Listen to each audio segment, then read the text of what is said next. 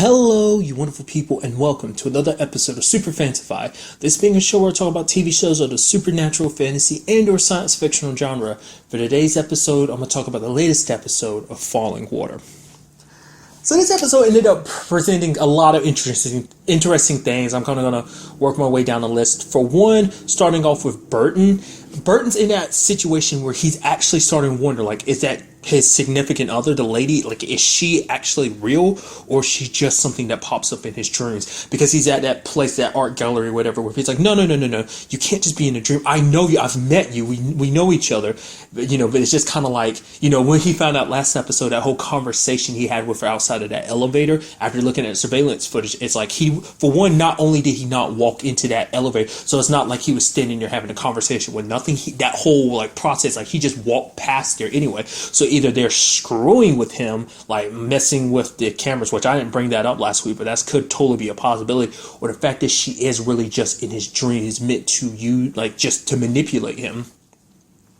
She could actually be a real person, but it's just kind of like they're trying to make him think, oh, he's crazy, or that she's just in a dream. Because he even brings up the point, he grabs her, he's like, where do you go after you leave? Because he keeps bringing up the question of, are you real? Is this a dream? What's going on here? But she doesn't give him direct answers. She just kind of plays it off like you're just being crazy, but then she just kind of gets a little upset when he starts asking too many questions. So maybe she is a real person, and that she's just being kind of like a bit of an inception thing, where she's just kind of like a thought implanted in his head. I mean, because the fact is, the way he's making it seem like they were in a relationship at this whole time, but that's something in itself. It's like, from what we've seen of the show so far, he's never really brought her up to anyone. It's like, oh yeah, my ex or whatever. It's like he's never brought her up. The only time we ever see her, we've never really seen her interact with anyone else in his life. The only person we've seen her really interact with is Burton, and so no, he never brings it up to other people. Other people don't ever bring it up to him. So it's just kind of like, it's kind of cementing more and more that she is a dream, or maybe she is a real person, but she's just being implanted in his life, trying to make him do whatever it is that they're doing. I don't know. Because, I'll go ahead and talk about it. Fact is, for the first time, you had all three of them in the same dream. Because at first I was like, oh, this is pretty cool. Taka's in a bar. I was like, oh, so he's finally in an area that's connected to because I don't think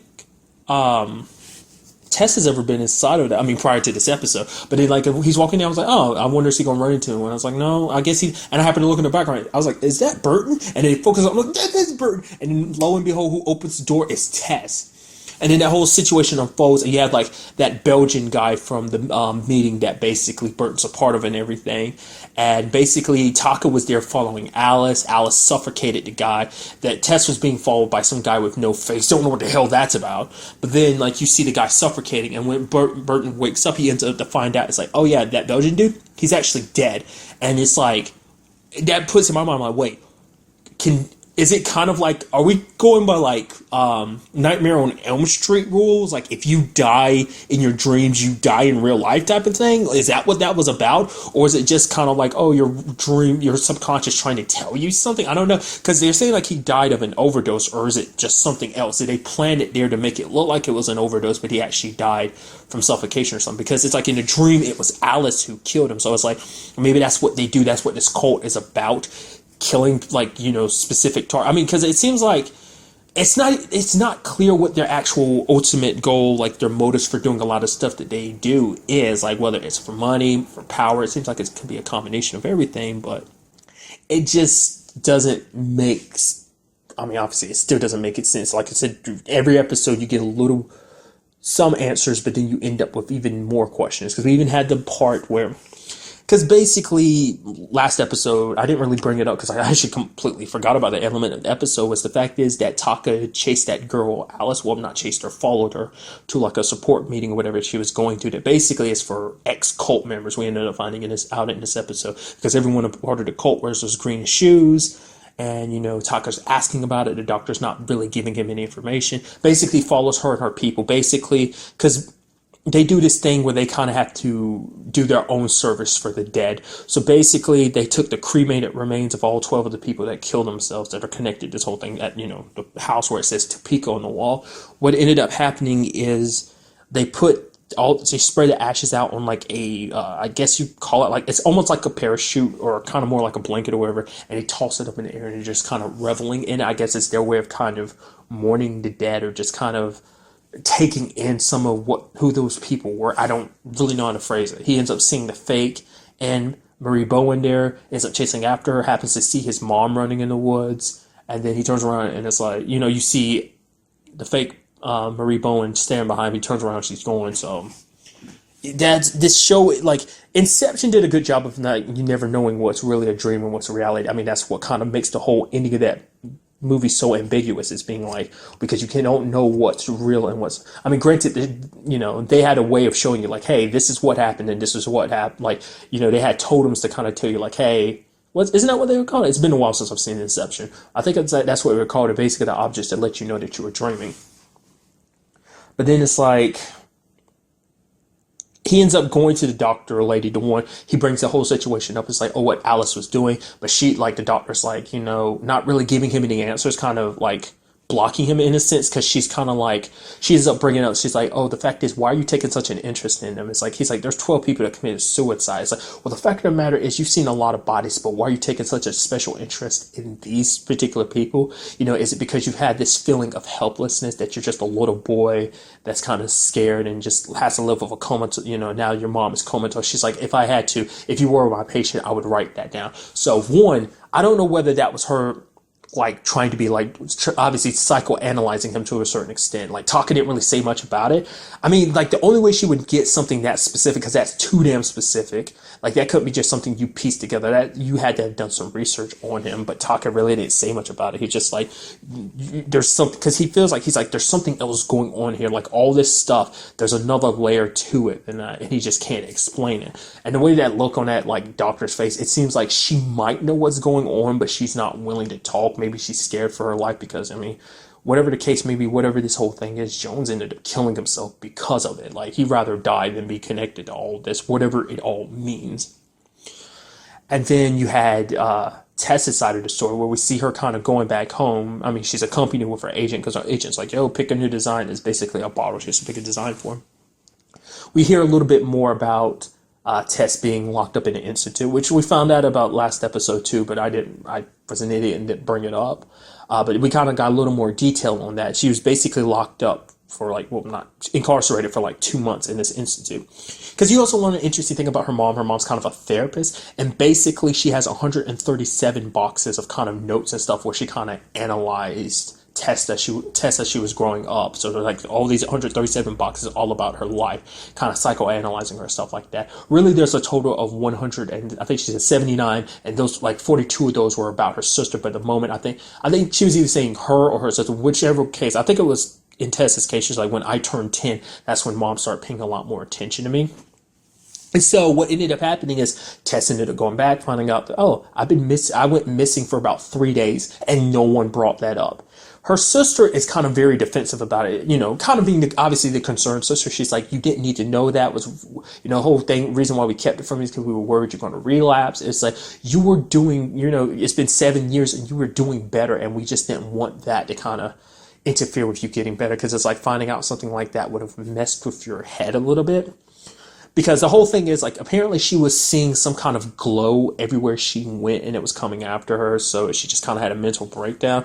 That, on top of the fact is the whole baby situation. Now, what I'm curious is, was that before she got locked up, or was that something that kind of popped up afterwards? Because her sister, obviously, they know about it and everything, and they're just like, you're being crazy. She's like, leave the past in the past. You're not going to get better if you keep pushing yourself like this, so just stop. You're not healing. It's like, because her mom is like, no, she's doing well. She's like, she's not. She's reliving the past, and she's just opening old wounds. It's like she's not making herself better. But then the mom is like, no, she's strong.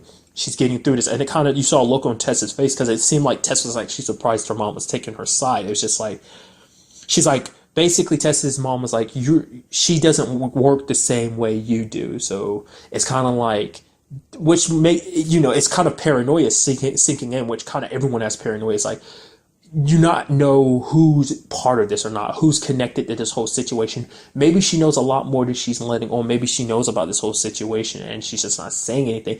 Maybe that's why she took such extensive notes when it came to Tess, because she knows what Tess can do with this whole dream situation. Like, it seems like it's something everyone can do, but it seems like in particular Burton, Taka, and Tess are at the center of it, and it seems like out of all three of them, they seem all special, but it seems like Tess is special to an even bigger degree.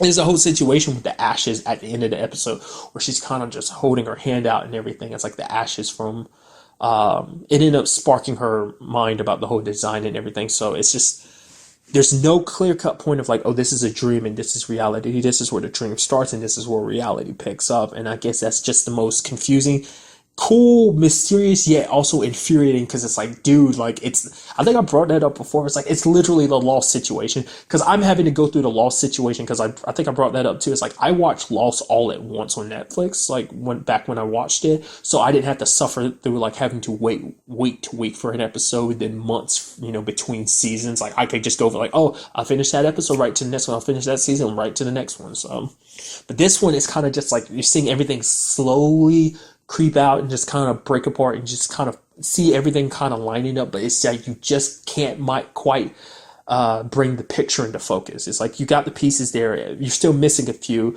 but you can't even bring what fraction of it you have like into focus to kind of get even a slight understanding of what things are going because the fake and Marie Bowen ended up calling Taka, surprisingly knowing exactly where he lived, bringing up the fact is, oh, your mother, you're a good boy, trying to look after keeping an eye. You ended up seeing your mom in a forest. You're such a good boy. Ended up telling him about the Belgian being dead. So it's kind of like she wants him to know that like what happened in the dream was real.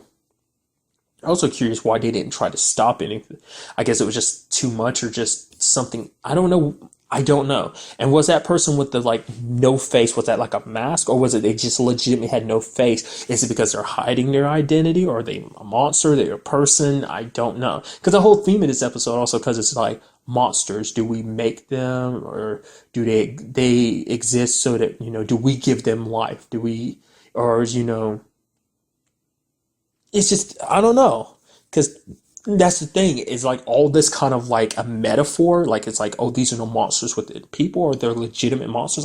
Like I said, when you got the end of that first episode and you see that shadow and everything, you saw it like twice, once with Burton and the same thing, when that little boy was running through at the end of the episode. It's kind of like maybe there are legitimate monsters kind of lurking in the shadows of dreams. I don't know. It's mind-boggling how confusing this show is, and I am invested. I want to figure this out. I want to watch every episode to kind of understand, because it seems like things are slowly developing. But yeah, like I said, I was just really surprised that this is our first episode where we actually got everyone together, but they still don't know what's going on in their individual lives. Like it's like, since I've literally already talked about it like twice this week, Stranger Things, where everyone has a piece of the puzzle and you finally see them. I know I keep using that as a metaphor too. It's like everyone has a piece of just what's going on, just different perspective, their own different investigations, their own perspective of what's going on in their lives, and they're coming together. Tess with the boy angle, Burton with the whole company / Topeka angle, and the same thing for Taka, the cult angle, like at investigation. So it's like, we've seen the first look at them coming together. They didn't really have any reaction. Because I brought it up before, like Tess had bumped into Burton in one scene. It's actually like the thumbnail I used for the series premiere review I did. So, but that particular picture, that was kind of Burton and Tess's first run-in. But it's like Taka hasn't run into either one of them before now. So this is the first time that all three had been together. And like actually, I mean, they didn't say anything to each other. So just very confusing, but I mean, I'm very intrigued to see where the series goes from here. But that's really all I want to talk about. So the next time we meet, be happy, be safe, live life to the fullest, and enjoy it. Good day and goodbye.